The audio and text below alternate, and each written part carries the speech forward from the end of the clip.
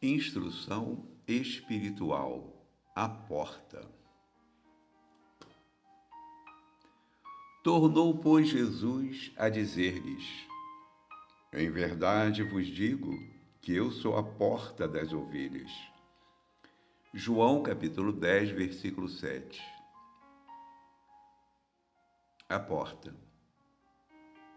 Não basta alcançar as qualidades da ovelha quanto a mansidão e ternura para atingir o reino divino.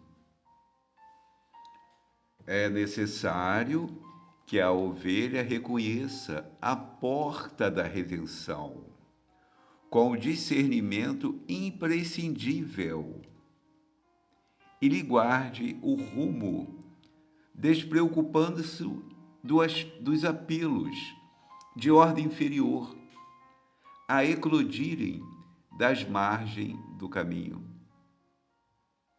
Daí concluirmos que a cordura, para ser vitoriosa, não dispensa cautela na orientação a seguir. Nem sempre a perda do rebanho decorre do ataque de feras, mas sim porque as ovelhas imprevidentes transpõem barreiras naturais surdas à voz do pastor, ou cegas quanto às saídas justas, em demanda das pastagens que lhes competem. Quantas são acometidas de inesperado pelo lobo terrível, porque fascinadas pela verdura de pastos vizinhos, se desviam da estrada que lhes é própria, quebrando obstáculos para atender a destrutivos impulsos. Assim acontece com os homens no curso da experiência. Quantos espíritos nobres hão perdido oportunidades preciosas pela própria imprudência? Senhores de admiráveis patrimônios revelam-se por vezes arbitrários e caprichosos. Na maioria das situações, copiam a ovelha virtuosa e útil, que após a conquista de vários títulos enobrecedores, esquece a porta a ser atingida e quebra as disciplinas benéficas e necessárias para entregar-se ao lobo devorador. Livro Pão Nosso, editora FEB, capítulo 115, Espírito Emmanuel, psicografia de Chico Xavier.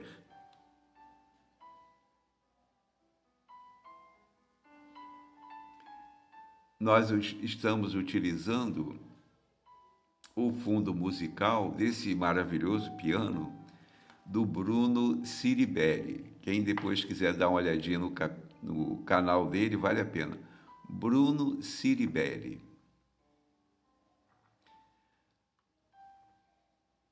Diz Emmanuel que não basta alcançar as qualidades da ovelha, quanto à mansidão e ternura, para atingir o reino divino. É necessário que a ovelha reconheça a porta da redenção, com o discernimento imprescindível, e lhe guarde o rumo, despreocupando-se dos apelos de ordem inferior, a eclodirem das margens do caminho. Então, são muitas as tentações do dia a dia, em todos os caminhos, externos e internos, que percorremos, auxiliados pelo tempo que não para. O tempo não para. Nós precisamos valorizar o tempo, mas com muito cuidado com as escolhas de cada instante. Um dia compõe-se de milhares e milhares de instantes, mas um instante pode mudar tudo em nosso dia e às vezes até em nossa encarnação, porque vai depender das escolhas, das reações que teremos ante as tentações, as perturbações do dia a dia. Nós precisamos aprender a amar. Nós necessitamos trabalhar o amai-vos. Estamos sabendo hoje que o novo mandamento é o maior de todos e ele substitui todos os outros. Não matarás, diz lá Moisés nos 10 mandamentos. Ora, mas quem ama não mata.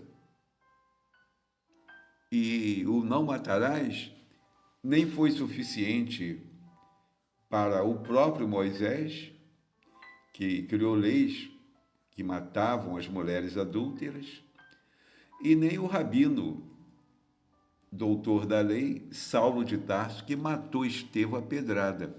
E ele pregava, não matarás. Então nós sabemos que o amai-vos uns aos outros é o maior mandamento e substitui todos os outros mandamentos. Por quê? Porque quem ama não mata, quem ama não rouba, quem ama não faz nenhum mal ao seu próximo. Porque o amor só o bem promove e produz. Então, nós necessitamos ouvir a voz do pastor divino que nos conduz a todos como ovelhas perdidas. Mas ele volta e busca a ovelha perdida. Ele volta e conduz a ovelha perdida para a porta do abrigo maior para o espírito equivocado. Esse abrigo maior compõe-se dos ensinamentos do próprio Evangelho, trazido pelo Divino Pastor, pelo Divino Mestre. Haveremos de brilhar nossa luz da compreensão, a luz do entendimento, exatamente para encontrarmos a porta libertadora do Evangelho. Jesus diz, eu sou a porta. Ora, mas na verdade, nós precisamos buscar os ensinamentos trazidos por ele. Seguir Jesus não é andar atrás dele, é justamente aplicar, conhecer e aplicar os ensinamentos dele na nossa vida comum, na nossa vida prática, do dia a dia. E isso não é impossível. Isso é algo simples, é algo bem natural, é algo que, com um pequeno esforço, vamos vencendo no dia a dia as tentações, os obstáculos e vamos conseguindo a nossa própria melhora. E não ficaremos iludidos com pastagens verdejantes fora do caminho reto que o Divino Pastor nos conduz. Não será fácil seguir nas pastagens que o Divino Pastor nos conduz. Por quê? Porque nós somos vaidosos, nós somos orgulhosos, nós somos egoístas. Ora, nós precisamos, primeiramente, combater as más tendências. Nós temos más tendências, mas diz Dr. Bezerra de Menezes que para combatermos as raízes das más tendências, com segurança, precisamos pensar no bem, falar do bem e agir no bem. Também não basta falar, pensar e falar. É preciso que as nossas ações sejam do bem. Ora, amparados pelo amai-vos, haveremos de desejar para o próximo o que desejamos para nós, de fazermos ao nosso próximo o que gostaríamos que nos fizessem. Isso não é algo impossível de se concretizar. É difícil, porque somos egoístas, vaidosos, orgulhosos. Vamos repetir. Mas, por outro lado, não é impossível, porque se fizermos um esforço no modo de pensar, de falar e de agir, haveremos de conseguir pequenos percentuais de mudanças. E as mudanças de cada instante farão toda a diferença no conjunto das horas do dia. E se fizermos um balanço no fim do dia, com bastante consciência e imparcialidade, perceberemos onde erramos. Porque a questão não é acertar, a questão é não errar. Porque se acertarmos, ótimo, não estamos fazendo mais do que obrigação. Agora, quando erramos, aí a coisa complica, porque nós estamos infringindo as leis de Deus e estamos criando prisões, cadeias para os nossos minutos seguintes. Seremos sempre prisioneiros dos erros. Por isso que Jesus diz: reconciliai com os vossos adversários. Reconcilia com vossos adversários enquanto caminha com eles, para que não aconteça que o teu adversário te entregue ao juiz, e este é o oficial, e te encerre na prisão. Mas que prisão? E ele ainda diz: e não sairás desta prisão enquanto não pagares o último ceitil. Mas que prisão é esta? Tem gente que fica pensando que é o próprio corpo, que é a reencarnação. Não, é a prisão do erro.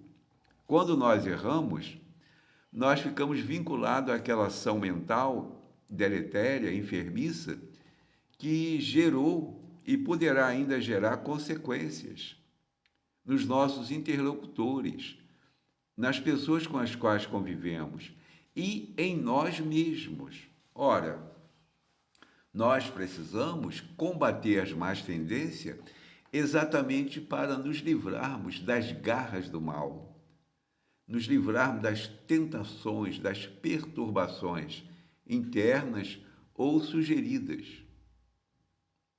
Os maiores males procedem de nós mesmos. Não adianta ficar acusando o próximo encarnado ou o próximo desencarnado, como se nós fôssemos apenas vítima de uma influenciação maligna. Não. Os piores males procedem de nós mesmos. As obsessões e as perturbações psíquicas são criações mentais nossas. Ora, mas nós somos influenciados pelos espíritos que estão à nossa volta? São. A maioria dos pensamentos que nos acode o tempo todo não é nossa. A maioria é dos espíritos que estão próximos de nós. Ora, mas eles sugerem, via pensamento, essa ou aquela ação. Mas nós somos livres para rejeitar toda influenciação maligna e aceitarmos só o que seja do bem. Nós temos liberdade na construção da qualidade dos pensamentos.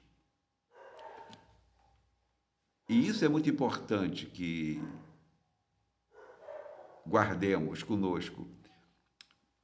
Na verdade, a maioria dos pensamentos, de fato, são sugestões externas. Nós sabemos que, como está na questão 459 do Livro dos Espíritos, Allan Kardec pergunta aos espíritos: influenciam os espíritos em nossos pensamentos e em nossos atos? E os espíritos responderam: muito mais do que imaginais. Influenciam de tal maneira que, de ordinário, são eles que vos dirigem. Aí a pessoa fica altamente ofendida com isso. Como assim me dirige? E minha liberdade? E meu livre-arbítrio?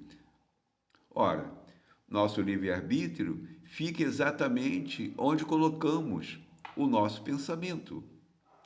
Os nossos desejos, propósitos, interesses pessoais geram situações que são facsímiles dos pensamentos alheios dos semelhantes. Os semelhantes se afinizam e nós atraímos quem se assemelha conosco.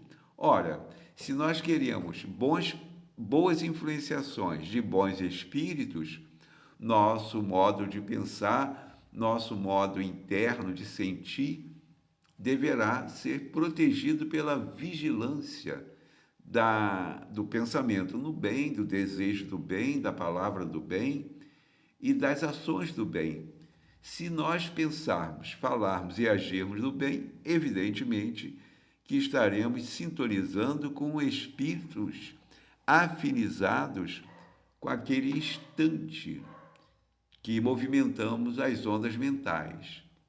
Mas, do contrário, também estaremos afinizados com espíritos e conosco mesmo, porque não quer dizer que tudo que pensamos de bom é nosso, nem tudo que pensamos de ruim é de terceiros. Nós influenciamos e somos influenciados. E vamos repetir, os piores males procedem de nós mesmos. Isso que é mais humilhante. Por quê? Porque nós já nos movimentamos por diversos séculos em situações equivocadas, por conta da ignorância que nos envolvia. Necessitamos agora criar reações renovadas, pensamentos novos, com o amparo do Evangelho, com o amparo da literatura espírita.